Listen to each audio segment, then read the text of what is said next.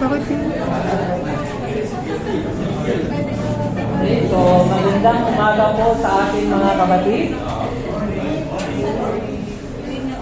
Nang nakarang linggo ay pinag-usapan natin ang Roma Kapitulo 6 kung saan ito ay patungkol sa kaugnayan ng kasalanan at sa bagong buhay na dinadalo sa atin ni Kristo. Pero bago tayo magsimula sa umaga nito, tayo muna yumuko at manalangin. Ama naming Diyos na nasa langit, pinupuri, pinadakita ka namin sa umaga nito. Kami po'y nagpapasalamat, Panginoon, sa pagkakataon na dinala mo kami sa lugar na ito upang pag-aralan ang iyong mga salita. Gabayan mo kami sa pamamagitan ng banal na Espiritu upang lubusan namin unawaan ang nais mo para sa amin. Gabayan mo kami sa aming serbisyo sa umagang ito na magiging kalulugod sa inyong harapan. Maraming salamat sa pagkakataon pinagkalog sa amin at ang lahat ito'y dinadalangin namin sa pangalan ng anak na si Jesus. Amen. Sa araw na ito ay tatalakayin natin ang isa sa mga pinakamalalim at malalim mo unawaang bahagi ng Biblia, ang Roma Kabanatang ito. Ang kabanatang ito ay tuwirang nagsasalita tungkol sa pakikibakang nararanasan ng bawat Kristiyano sa anumang panahon.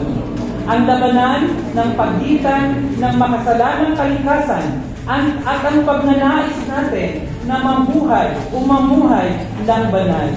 Hindi ito isang talata upang iwasan ang anumang tensyon na nararamdaman natin habang tayo'y nagsusunikap na sundan si Kristo.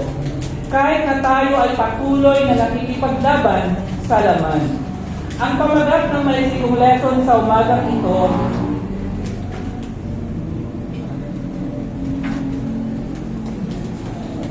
pamumuhay sa pagitan ng laman at espiritu. Bago natin himay-himayin ang teksto sa umagang ito, nais ko munang magbahagi ng isang kwento na makakatulong upang mas maunawaan natin ang ating pag-uusapan sa umagang ito.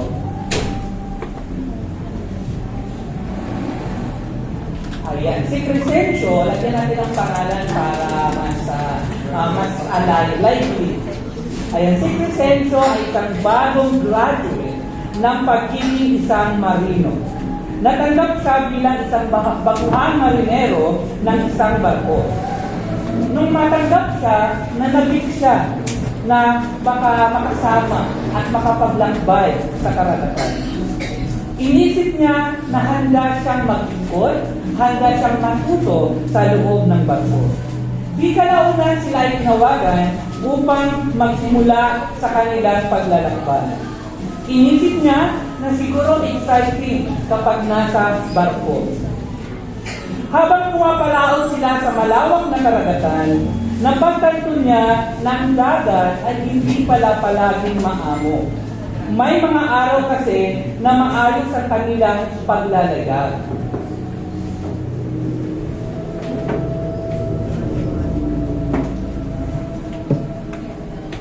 Sa baba lang, bro. Ayan. Makita natin na maayos ang kanilang paglalayag, ang hangin ay nasa likuran nila, at ang araw ay sumisikat. Ngunit, may mga araw din na malakas ang alon.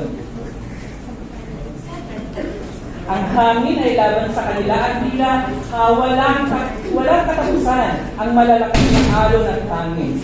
Kahit man gaano kahusay ang isang marinero, ang labanan laban sa kalikasan ay tuloy-tuloy at tuloy. Kailangan ng patuloy na ayusin ang kanyang layag, itamang direksyon at labanan ang lahat ng elemento upang mapanatili na nasa tamang landas ang kanilang barko. Sa maraming paraan sa buhay natin bilang isang Kristiyano, tulad ni Crescencio, ang buhay natin sa ating paglalakbay bilang isang Kristiyano ay hindi palaging smooth sailing. Nung tayo ay nag-aral ng Biblia at nabautismuhan, excited tayo na kahit anumang unos at bagyo, kaya nating lampasan. Ngunit paglipas ng mga panahon, paglipas ng mga araw, na lumating at iba't ibang bagyo sa buhay, nasiseke ng ating pananampalataya. At minsan natatanong natin ang ating sarili, tama pa ba ang landas na tinatahak natin? Katulad ni Crescencio, lahat ng bagay sa ating pagiging Kristiyano ay minsan sinusubok. May mga araw na tila malakas ang pwersa ng ating pananampalataya. May mga araw na madaling sumunod kay Kristo. May mga araw na madaling mamuhay bilang isang Kristiyano. Ngunit hindi rin natin maiiwasan na may mga bagay na mahirap magiging Kristiyano. Lalong-lalo na kapag tayo sinusubok sa ating pananampalataya. Lalong-lalo na kung tayo sinusubukan sa ating mga kahinaan. Minsan naisip natin, mahirap ang magiging isang Kristiyano. Ang Apostol Pablo ay nagsalita tungkol sa ganitong uri ng pakikibaka sa Roma Kapitulo 7. At ito ang nais kong ibahagi at hihimay-himay natin ang kanyang sulat na ito. Ang unang punto na nais kong ibahagi, ang batas sa kansuliranin ng kasalanan. Ayon na sa Roma Kapitulo 7, versikulo 14, sinabi dito, alam natin ang kautusan ay espiritual, ngunit ako'y makalaman at alipin ng kasalanan. Sinimula ni Pablo sa pamamagitan ng pagkilala sa kabutihan ng batas ng Diyos. Ang batas ay espiritual, perpekto at banal. Ngunit ibinahagi din ni Pablo na at ipinakilala niya na siya ay mahina. Isang bagay na maaaring nakakabagabag sa atin. Dahil sabi ni Pablo, ako ay makalaman na bibili bilang alipin ng kasalanan. Ang pahayag na ito ay maaaring magiging nakakagulat lalo na sa atin dahil ito ay nagmumula sa isang tulad ni Pablo na isang haligi ng simbahan. Makikita natin ang pakikibaka, ang pakikipaglaban niya sa kanyang mga kahinaan ay realidad, ay totoo. At tapat siya na nagsasabi na siya mismo ay nakikibaka, nakikilaban sa kanyang mga kahinaan. Ang dilema ni Pablo ay hindi dahil hindi niya alam kung ano ang tama. Sa katunayan, malalim ang kanyang pagnanais na gawin at sundin ang utos ng Diyos. Ang problema ay madalas niyang natatagpuan ang kanyang sarili na ginagawa ang mga bagay na kanyang kinamumuhian. Relatable ba tayo mga kapatid? Na minsan, nais natin gumawa ng mabuti. Ngunit kadalasan, yung mga kahinaan natin ang nagagawa natin. Alam natin ang tama, ngunit nahihirapan pa rin tayo gawin ito. Ang panloob na labanan na ito ay maaaring magdudulot sa atin ng pagkadismaya at kalungkutan. Dahil mismo sabi niya, mahirap kalabanin ang ating sarili. Isa pang kwento na nais na ibahagi, pasensya na mahilig ako sa kwento, kasi ang bata, pag nagtuturo ako, pag puro lesson at walang kwento, wala silang natutunan. Umuwi silang wala nilang alam kung ano ang lesson. Ayan. Kung meron si Crescencio, meron naman akong si Crescencia. Si Crescencia ay nagdesisyon na mamuhay ng malusog na pamumuhay, yung tinatawag na healthy living, kumbaga. Iniisip niya ang mga bagay na dapat niyang kainin at gawin upang mapanindigan ito. Ipinangako niya sa kanyang sarili na kumain ng tama. At sinabi niya sa sarili niya na mag-exercise na siya ng regular para healthy living talaga. Ngunit, paglipas ng mga araw, natagpuan niya na masarap palang kumain ng junk foods, uminom ng soft drinks. At minsan naisip niya, paminsan-minsan lang naman ito, babawi na lang ako next time. Nakakalalit pa tayo mga kapatid. Sama tayo sa ito lang naman lang to. Bukas, magsisimula uli ako. Kaya tama ba mga kapatid? Kahit alam niya na masama ito sa kanyang diet, Pero malakas ang hatak sa dati niyang gawin. Masarap kasi ang sisilya. Alam ng tao kung ano ang dapat niyang gawin. Ngunit, ang kanyang mga aksyon ay hindi laging tugma sa kanyang intention. Ito ang kalagayan na inilalarawan ni Pablo sa kanyang sulat. Madalas tayong nahuhuli sa pagitan ng alam nating tama at ng makapangyarihang hatak ng kasalanan sa loob natin.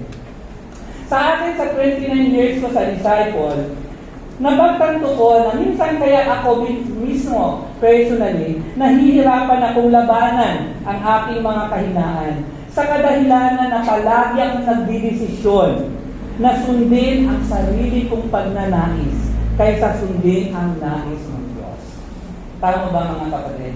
Minsan sa atin, alam ko lahat tayo, bago natin gawin ang isang kasalanan, bilang disciple, bumubulong ang Holy Spirit. Hindi tama yan. Pero bakit nagagawa pa rin natin yung kasalanan? It's because we decide.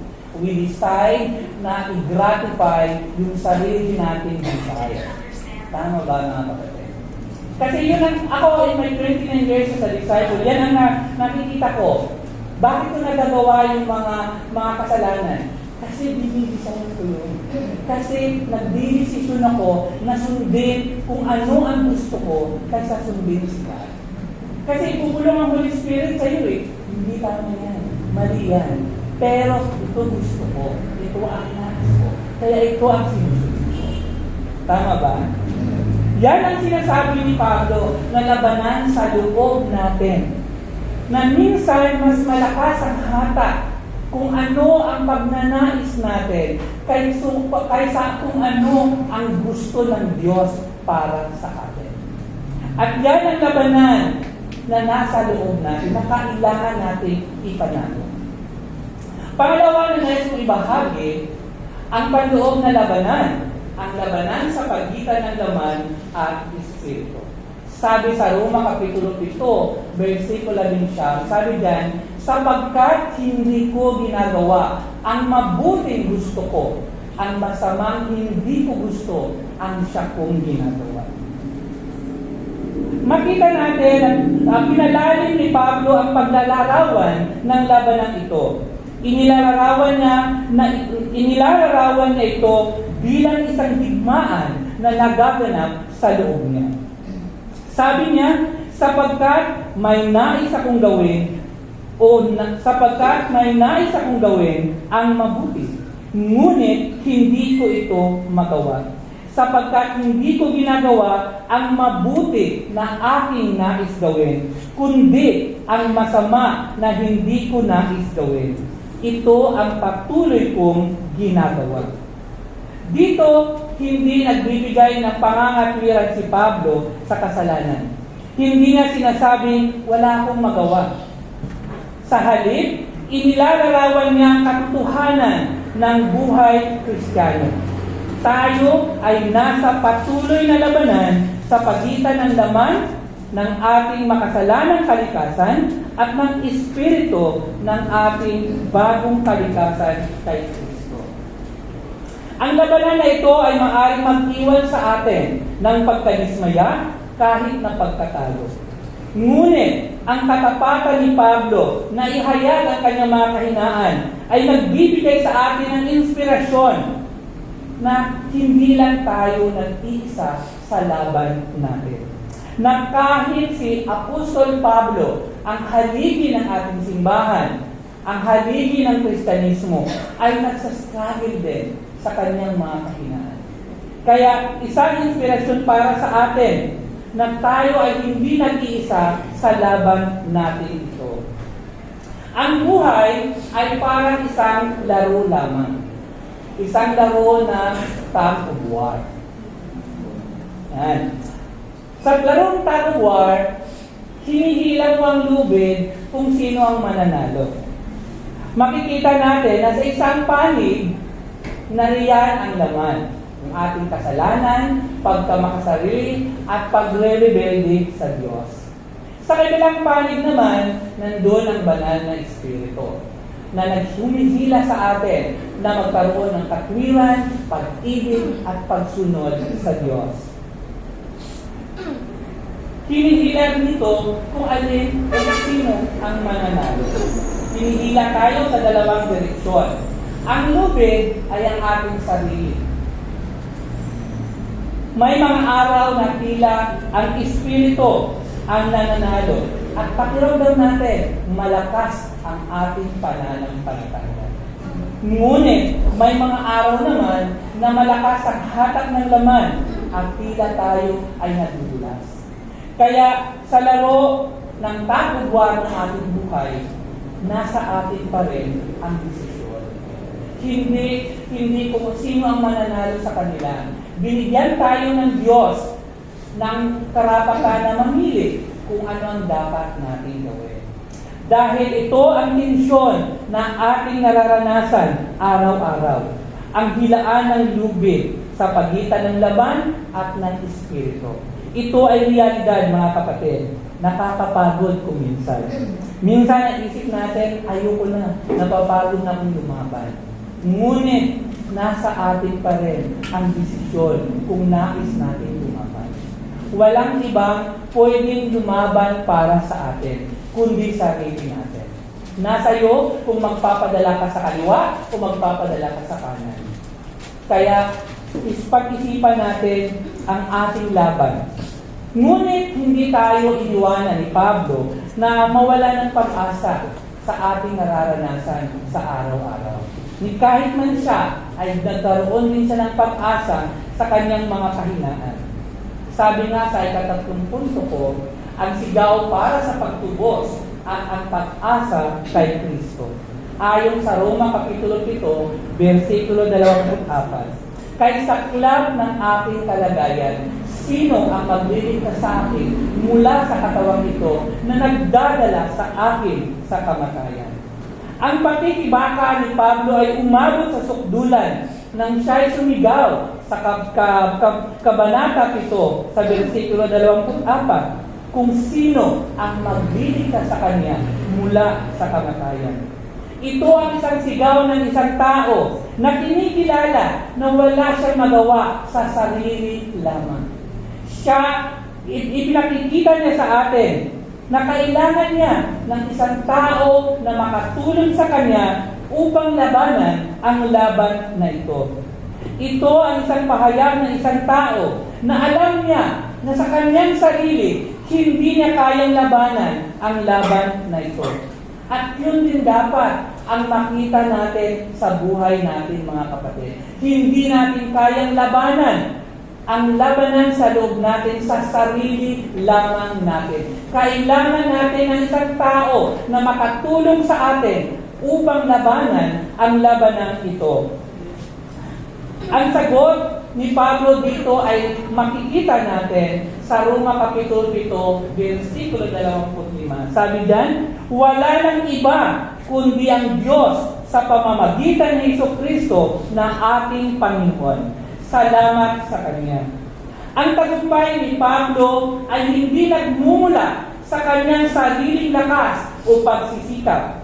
Ito'y nagmumula kay Kristo. Si Jesus ang nagliligtas sa atin mula sa kapangyarihan ng kasalanan. Sa pamamagitan ng kanyang kamatayan at muling pagkabuhay, kanyang pinutol ang talikala ng kasalanan na minsan iginapos tayo. Habang ang pakikibaka ay nagpapatuloy, hindi na tayo mga alipin ng kasalanan. Tayo ay pinalaya na ni Kristo. Sa pagtatapos, mga kapatid, ipinaalala sa atin ng Roma Kapitulo 7 na ang buhay Kristiyano ay hindi tungkol sa pagpapanggap na ayos lang ang lahat. Hindi sinasabi, kasi minsan tayo okay lang. Kahit na sa sarili natin ay hirap na tayo. Pag kinumusta tayo, bro, kumusta ka na? Okay lang ako, bro. Pero sa loob mo, hirap ka na. Tama ba, mga kapatid? Dito ay pinakita ni Pablo na hindi kailangan natin magpanggap na okay ka lang. Dahil kahit minsan hindi tayo magiging okay. Dahil nasa digmaan tayo. Paano natin labanan ang katwiran at kamalian? Sino ang susundin natin? Kaya kailangan natin ang mga tao na makatulong sa atin. Paano natin lampasan ang mga bagay na ito? Totoo ang pakikibaka, ngunit gayon din ang biyaya ng Diyos sa atin. Patuloy tayong makipagpuno sa kasalanan hanggang tayo'y nasa katawang ito. Ngunit hindi tayo nag-iisa sa laban na ito dahil kasama natin si Kristo na ating tagapagligtas. Sa paglisan natin sa lugar na ito, huwag tayong panghinaan ng loob dahil sa ating mga pagkakamali, umadaig tayo sa laban. Sa halip, ituon natin ang ating mga mata kay Jesus ang may akda at kapagtapos ng ating pananampalataya.